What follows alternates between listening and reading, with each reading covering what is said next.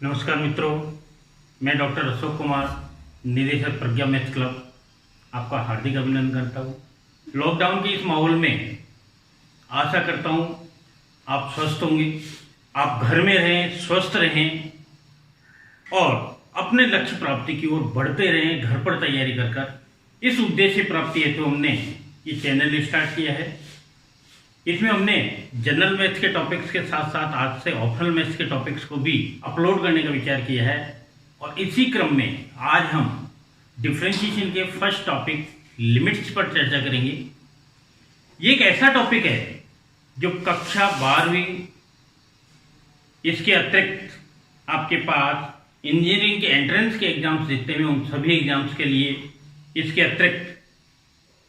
RPSC में teachers के लिए आपके पास जो एग्ज़ाम होते हैं grade first, grade second teachers के लिए, इसके अलावा फॉरेस्ट्री डिपार्टमेंट के जो एग्ज़ाम है HCFFRO के, उनके लिए, इसके अलावा अदर स्टेट्स में बाहरी आपके पास राजस्थान के बाहर की स्टेट्स की बात करते हैं तो वहाँ भी आपके TGT, PGT इस टाइप के जो आपके एग्ज़ाम्स होते हैं जो शिक्षक के एंट्रेंस के लिए होते हैं, इन सभी में ये टॉपिक बेहद इंपॉर्टेंट है। कुल मिला के ये टॉपिक आपके पास एक तरीके से बेसिक टॉपिक कहा जा सकता है कि बेसिक टॉपिक है जो कि लगभग हर कंपटीशन एग्जाम में यूज होता है। तो आज हम चर्चा कर रहे हैं टॉपिक लिमिट्स पर। जनरल आप मीनिंग देखें, लिमिट्स आपके पास जो है एक निश्चित दायरे को रिप्रेजेंट करती है। वस्तु का एक निश्चित जो दायरा है उस दायरे को आप सीमा नाम देते हैं, लिमिट नाम देते हैं। जैसे एग्जाम्पल के लिए मान लीजिए जनरल में हम बात करते हैं कि एक वृत्त है और इस वृत्त के अंदर इस सर्किल में यदि आप एक पॉलीगॉन ड्रॉ करें और उस पॉलीगॉन का एरिया निकालें, जैसे मान लीजिए इसमें ट्राइंगल ड्रॉ किया, इसका एरिया निकालें, या मान लीजिए आपने इसमें क्वाड्रिलेटरल ड्रॉ किया, इसका एरिया निकालें, या मान लीजिए इसमें आपने पेंटागन, हेक्सागन, ऑक्टागन इस टाइप के आपके पास अलग अलग आकृति निकाली और उनका एरिया यदि आप निकालें तो जाहिर सी बात है इन आपके पास जो आकृतियां हैं, इन आकृतियों का क्षेत्रफल, एरिया कभी भी इस वृत्त के क्षेत्रफल से अधिक नहीं हो। लेकिन जैसे जैसे आपके नंबर ऑफ साइड्स इंक्रीज होती जाएगी, त्रिभुज है तो इसका क्षेत्रफल वृत्त की तुलना में कम है, चतुर्भुज है तो इसका क्षेत्रफल वृत्त की तुलना में कम है लेकिन पहले से अधिक है। यदि आपके पास पंचभुज होता है, 5 भुजाएं होती हैं, तो 5 भुजाओं से घिरी आकृति का क्षेत्रफल वृत्त से तो कम है किंतु पहले की तुलना में, इसकी तुलना में आपके पास ये अधिक है। यानी कि वृत्त का और ये पॉलीगॉन, इन दोनों का एरिया जो है इसका डिफरेंस धीरे धीरे कम होता जाता है जैसे जैसे नंबर ऑफ साइड्स इंक्रीज होती है। बहुत ज्यादा साइड्स होने पर यदि भुजाओं की संख्या बहुत ही अधिक कर दी तो बहुत अधिक करने पर ये एरिया लगभग वृत्त के एरिया के बराबर होता है। लेकिन ये आपके पास कभी भी वृत्त के क्षेत्रफल से अधिक नहीं हो सकता। यानी कि ये जो वृत्त के अंदर पॉलीगॉन बन रहा है, इसकी कितनी भी भुजाएं बढ़ा दी जाए, इसका क्षेत्रफल कभी भी वृत्त के क्षेत्रफल से अधिक नहीं हो सकता। हाँ, लगभग वृत्त के क्षेत्रफल के बराबर हो सकता है भुजाओं की संख्या बढ़ने के साथ साथ। जैसे जैसे भुजाओं की संख्या बढ़ती जाएगी इस पॉलीगॉन का जो एरिया है ये धीरे धीरे बढ़ता जाएगा और इसके वृत्त के एरिया से डिफरेंस जो है धीरे धीरे घटता जाएगा और ये एरिया अप्रोक्सीमेटली वृत्त के एरिया के बराबर हो जाएगा जब नंबर ऑफ साइड जो है बहुत अधिक हो जाए।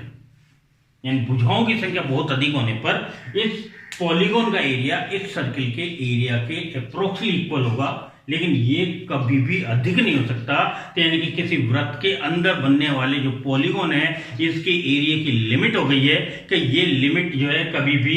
कितनी भी भुजा अधिक हो, ये आपके कभी भी वृत्त के क्षेत्रफल से अधिक नहीं हो सकता है। तो ये इसकी सीमा का निर्धारण कर रहा है, इसकी लिमिट्स का, इसके दायरे का निर्धारण कर रहा है, इसी को आप नाम देते हैं लिमिट। ठीक इसी प्रकार से यदि मान लीजिए हम वृत्त के बाहर पर पॉलीगॉन ड्रॉ करते, अंदर के बजाय बाहर की तरफ बात करते, मान लीजिए बाहर आपने त्रिभुज बनाया है, ये बाहर त्रिभुज बनाया है, तो बाहर यदि त्रिभुज बनाया तो जाहिर सी बात है त्रिभुज का क्षेत्रफल अब वृत्त से अधिक होगा। यदि आपके पास चतुर्भुज बाहर की ओर बनाए तो इस चतुर्भुज का क्षेत्रफल इस वृत्त के क्षेत्रफल से अधिक होगा, लेकिन यह अंतर पहले की तुलना में थोड़ा कम होगा। यदि बाहर की तरफ पेंटागन बनाएंगे तो उसका क्षेत्रफल वृत्त के क्षेत्रफल से अधिक होगा, लेकिन यह अंतर पहले की तुलना में और घट जाएगा। यानी जैसे जैसे नंबर ऑफ साइड्स इंक्रीज करते जाएंगे तो नंबर ऑफ साइड्स इंक्रीज करने के साथ साथ पॉलीगॉन का एरिया जो है ये हमेशा सर्किल से ज्यादा ही होगा, लेकिन सर्किल के एरिया के साथ ये डिफरेंस लगातार घटता चला जाएगा। जैसे जैसे भुजाओं की संख्या बढ़ेगी यह अंतर लगातार कम होता जाएगा, और कम होते होते जब आपके पास भुजाओं की संख्या बहुत अधिक हो जाएगी तो इस पॉलीगॉन का एरिया और वृत्त का एरिया दोनों एरिया लगभग समान हो जाएंगे, लेकिन पॉलीगॉन का एरिया हमेशा ज्यादा रहेगा या फिर लगभग बराबर होगा, कम नहीं हो सकता है। तो अंदर की तरफ जो पॉलीगॉन बन रहा है तो उसका एरिया कभी वृत्त के क्षेत्रफल से ज्यादा नहीं है, लगभग बराबर है। जब बाहर की तरफ बन रहा है तो इसका एरिया कभी वृत्त के क्षेत्रफल से कम नहीं है, लगभग बराबर हो सकता है। यानी कि जब भुजाओं की संख्या बहुत अधिक अप्रोक्सीमेटली इंफिनिटी मान लें बहुत अधिक हो जाएगी तो इस स्थिति में अंदर की तरफ बनने वाला जो पॉलीगॉन है उसका एरिया लगभग वृत्त के बराबर, और बाहर की तरफ बनने वाला जो पॉलीगॉन है उसका भी एरिया लगभग वृत्त के बराबर होगा। यानी कि इस स्थिति में हम ये जो सीमा निकाल रहे हैं, सीमा का निर्धारण कर रहे हैं, ये आपके पास दो भागों में विभाजित हो गई है, एक से अंदर से बाहर की ओर और एक बाहर से अंदर की ओर। तो इस प्रकार से आपके पास सीमा जो है इसको दो प्रकार से परिभाषित किया जाता है। ये तो ज्योमेट्रिकल बिहेव पर हुआ। नाउ हम बात कर रहे हैं फंक्शन के बिहेव पर। तो कोई फंक्शन दिया है उसके आधार पर सीमा को किस प्रकार समझा जा सकता है। तो अब बात करें हम फंक्शन के आधार पर। जैसे हम न्यूमेरिकल फॉर्म में बात करें तो फंक्शन दिया हुआ एफ एक्स बराबर एक्स स्क्वायर माइनस 4/(x-2)। इसको आप ध्यान से देखें कि x बराबर 2 पर यदि इस फलन का मान ज्ञात करें तो 2 का स्क्वायर 4, 4 - 4 0, और बटे में 2 - 2 0। यानी कि इस वक्त आपके पास x = 2 पर यह फलन 0/0 रूप में आ रहा है, जो कि आपके पास अनिर्धारित रूप होता है। यानी कि x बराबर 2 पर इसकी जो मान है फलन का मान ये डायरेक्ट ज्ञात नहीं किया जा सकता है। x बराबर 2 पर फलन का मान डायरेक्ट ज्ञात नहीं किया जा सकता, लेकिन इनडायरेक्ट वे में आप लिमिट विधि से जिसका मान ज्ञात करना चाहें तो लिमिट विधि से आपके x का मान 2 लेने के बजाय 2 की निकटतम राशि, 2 के बहुत ज्यादा क्लोजर क्वांटिटी जैसे लें कि मान लीजिए x बराबर 2.1 ले लें और x बराबर 2.1 पर इस फलन का मान ज्ञात करें तो 2.1 पर इसका फलन का मान होगा, x के प्लेस पे 2.1 रिप्लेस करेंगे और 2.1 रिप्लेस करके और इसकी वैल्यू कैलकुलेट करेंगे तो ये रिजल्ट आपके पास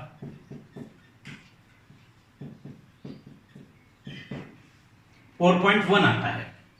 यदि मान लीजिए x की वैल्यू 2 के और ज्यादा क्लोजर और ज्यादा नजदीक ली जाए, यानी कि x की वैल्यू मान लीजिए आपके पास और क्लोजेस्ट आपने 2.01 ली और 2.01 लेके और अब आप इसका रिजल्ट निकालते हैं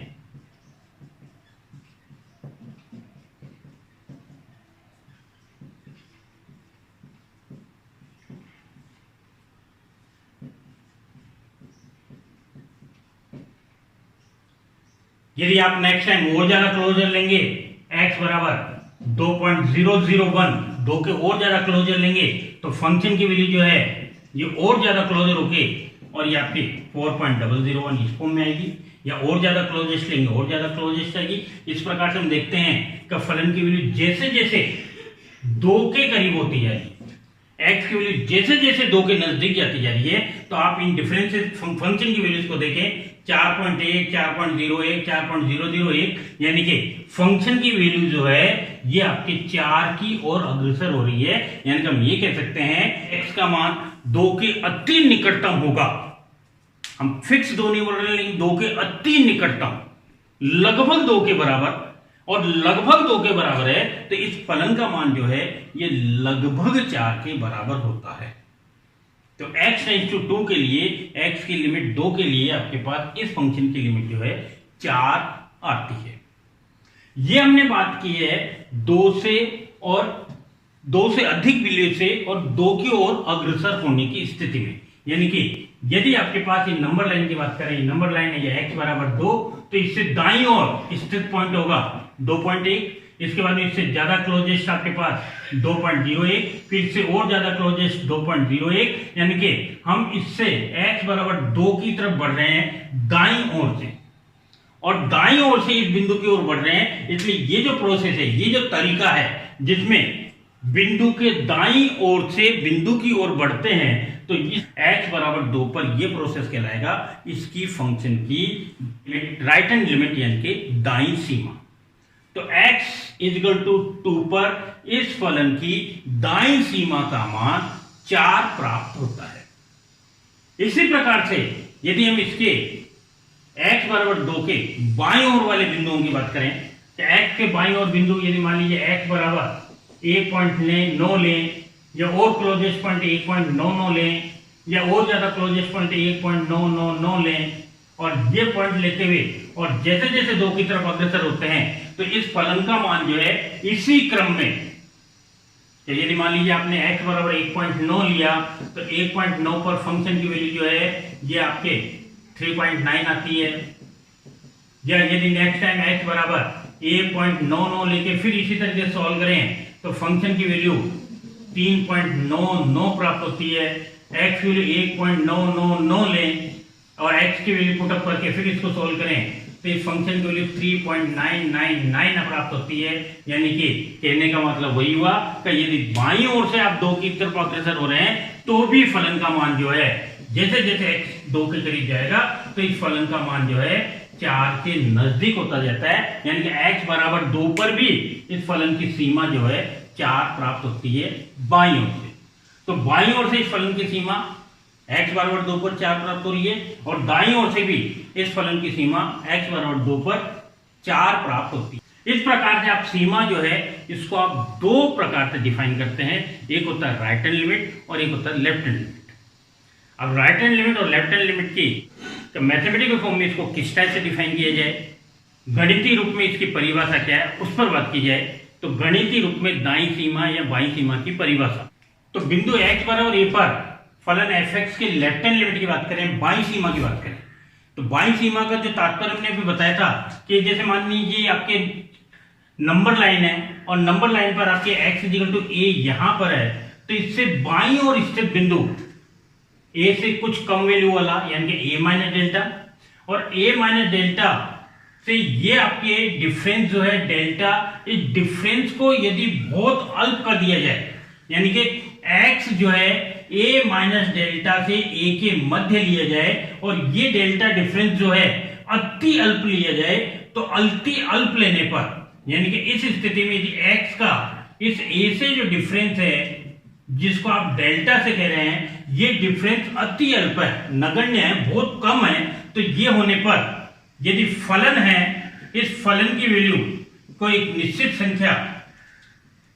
L से बहुत कम डिफरेंस रखती है, तो इस स्थिति में x टेंड्स टू a पर इस फलन की बाईं सीमा जो है, इस बाईं सीमा को हम L1 से रिप्रेजेंट करते हैं। यहां x का मान a से कम वैल्यू लेते हुए लिख रहे हैं, इसलिए इसके लिए सिंबल यहां a माइनस यूज लिया जाता है। ये कहलाती है x इक्वल टू a पर बाईं सीमा। x इक्वल टू a पे किसी फलन की लेफ्ट हैंड लिमिट यानी कि बाईं सीमा निकालने के लिए फंक्शन में जहां जहां x है, x को a माइनस एच से रिप्लेस किया जाता है, और a माइनस एच से रिप्लेस करके और इसमें limit h tends to 0 replace किया जाता है, तो ये इसकी बाईं सीमा को प्रदर्शित करता है। बाईं सीमा के प्रदर्शन के लिए हम सिंबल अलग अलग काम में लेते हैं, जैसे इसको हम ऐसे रिप्रेजेंट कर सकते हैं f ऑफ a माइनस 0, या फिर इसको हम ऐसे रिप्रेजेंट कर सकते हैं limit f of x to a minus and up to so on. इसको रिप्रेजेंट करने का तरीके अलग अलग हो सकते हैं, प्रोसेस रहेगा कि फलन में जहां जहां x है उसको a माइनस एच से रिप्लेस करके limit h tends to 0 replace कर सकते हैं। इसी प्रकार x इक्वल टू a पर यदि हम दाईं सीमा की बात करें, राइट हैंड लिमिट की बात करें, तो राइट हैंड लिमिट का मतलब होगा कि x बराबर a से दाईं ओर स्थित बिंदु a प्लस डेल्टा से और x बराबर a की तरफ अग्रसर हो, यानी कि ये जो अंतराल है डेल्टा अंतराल, ये अति अल्प लिया जाए, लगभग 0 के बराबर, जैसे हमने लेफ्ट हैंड साइड में बताया था। तो जैसे जैसे आपके पास ये अंतराल कम होता जाएगा, अंतराल लगभग 0 के बराबर होते ही x की वैल्यू लगभग जब a की तरफ अग्रसर होगी, तो उस स्थिति में जो फलन का मान प्राप्त होगा वो x a पे इसकी दाईं सीमा को प्रदर्शित करेगा। यानी कि अब आपके पास जो बिंदु है ये a से a प्लस डेल्टा के मध्य यदि स्थित है x का मान, और इस स्थिति में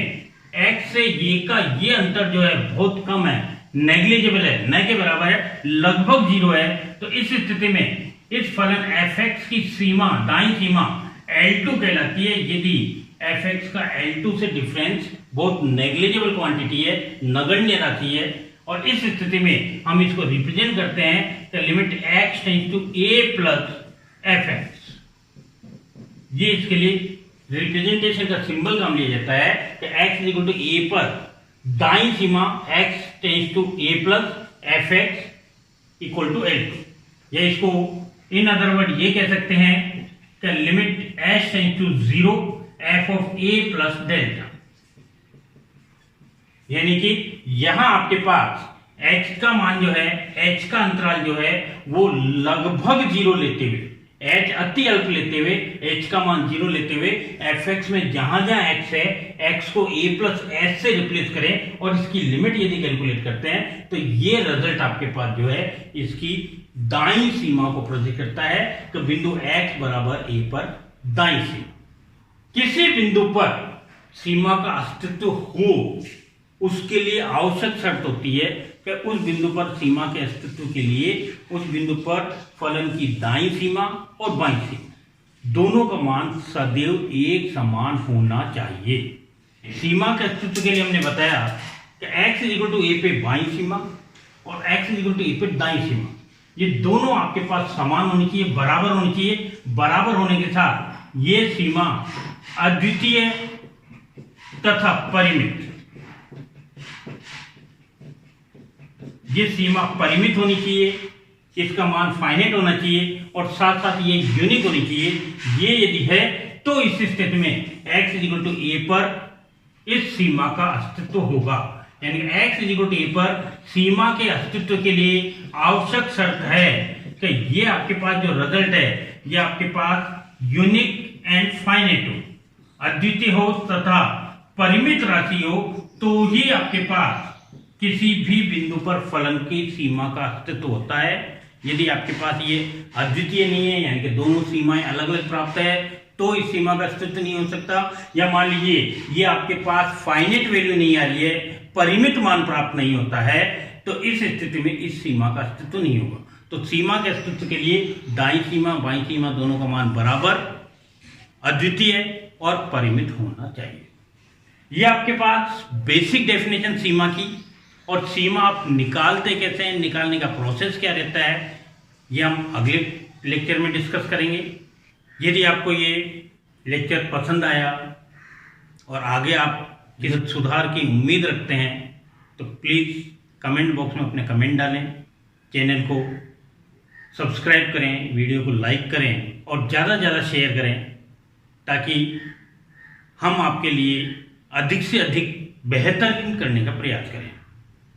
थैंक यू, धन्यवाद।